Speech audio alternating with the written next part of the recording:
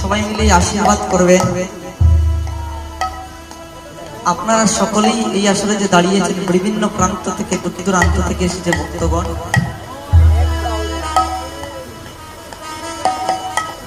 কারণ আপনারা যে আসরে হরিনাম সংকীর্তন শ্রবণ করতে বসেছেন, আপনাদের কি ভাগ্য। কারণ আপনারা সবাই আমাকে দুটো নয়নে দর্শন করতে পারছেন, কিন্তু আমি এক অধম সন্তান,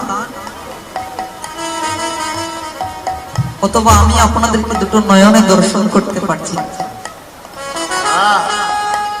তাই আশীর্বাদ করবেন ভক্তগণ।